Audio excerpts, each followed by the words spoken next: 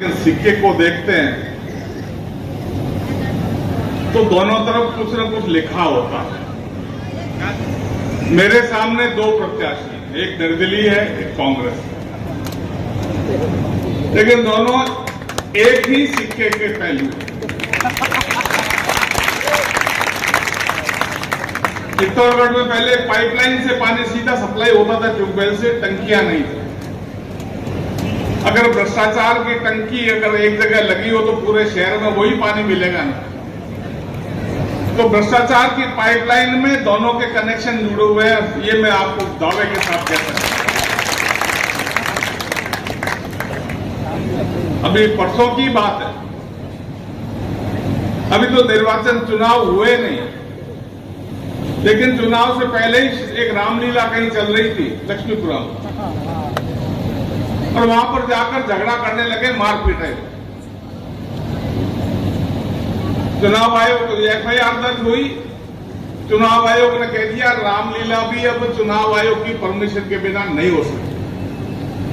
ऐसे लोग जो रामलीला में भी व्यवधान डाले, ऐसों को चुनने का सोच सकता है क्या कोई भी? झूठा प्रचार। अब जितने भी मध्य प्रदेश से, प्रतापगढ़ और दुनिया भर पूरे पड़ोस के जिलों से, आसपास के विधानसभा क्षेत्रों से भीड़ तो जुटाई, लेकिन भीड़ जुटाई अपने पैसे के बल पर। कार्यकर्ता नहीं थे उसमें, और चित्तौड़ का वोटर भी नहीं। एक झूठा प्रचार भी इसमें सोशल मीडिया में चलाया कि कच्ची बस्ती के बारे में कहा। चित्तौड़ में तो कच्ची बस्ती अब रही नहीं है, सबको पट्टे मिल गए, नहीं बनेगी वो दूसरी बात है, लेकिन ये दुकानदारियां उठेगी, ये मैं विश्वास के साथ कह सकता हूं। जीवन हर गांव में जहां देखो साहब ये खाना खिला रहे, भाई बैकग्राउंड तो देखो क्या थे दोनों प्रत्याशियों के। एक तो थे ड्राइवर, भाई जी के ड्राइवर थे, और दूसरे एक शराब की दुकान पर सेल्समैन थे।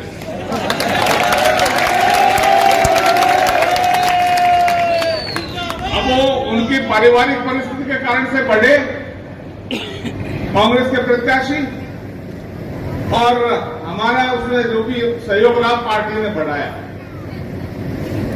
लेकिन लालच बहुत बुरी चीज। अभी तो कंपनियां हैं, बड़ी बड़ी फैक्ट्रियां हैं, सड़क का भी काम होगा, ठेका मुझे मिलना चाहिए, किसी न किसी नाम से लेते।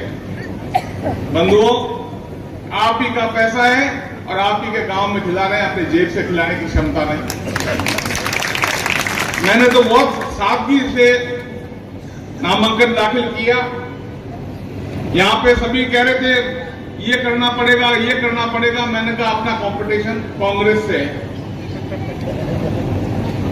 और वो अगर कुछ भी करेंगे उसका जवाब जनता दे देगी। पैसा खर्च करके और चुनाव जीतना है, ये काम लोकतंत्र के लिए अच्छा नहीं है, शुभ नहीं।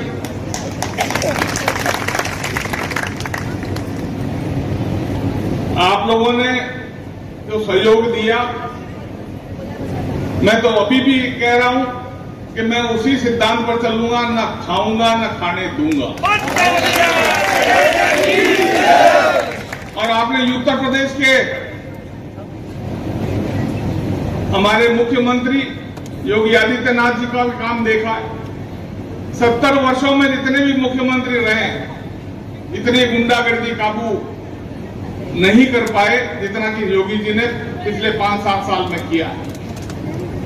भारतीय जनता पार्टी की सरकार बनेगी तो बुलडोजर सरकार होगी, मैं आपको वादे के साथ, विश्वास के साथ कह रहा हूं। अतीक अहमद जैसे छोटे मोटे कुकुरमुत्ते यहां पे भी पैदा हुए हैं जिले में, मैंने पहले पता नहीं था, लेकिन अब पता चला है। अपना स्थान, अपना थाना देख ले, कौन से में रहना ठीक समझते हो, वरना छोड़ूंगा नहीं। मेरा भी नाम नरपत सिंह है, मैं बेईमानों को तो मैं दूर ही करूंगा। एक अभी देश जिस परिस्थिति से गुजर रहा है, अगला चुनाव 8 महीने बाद होगा, पार्लियामेंट का। नरेंद्र मोदी के मुकाबले कोई दूसरा प्रतिपक्ष में दिखता है क्या कि कोई आदमी प्रधानमंत्री बनने लगे? नरेंद्र मोदी को वापस प्रधानमंत्री बनाना है तो हमको सांसद भी चुनकर भेजने पड़ेंगे, और सांसद ज्यादा चुनकर जब जाएंगे जब हम भारतीय जनता पार्टी को यहां पर बहुमत लाकर जिताएंगे।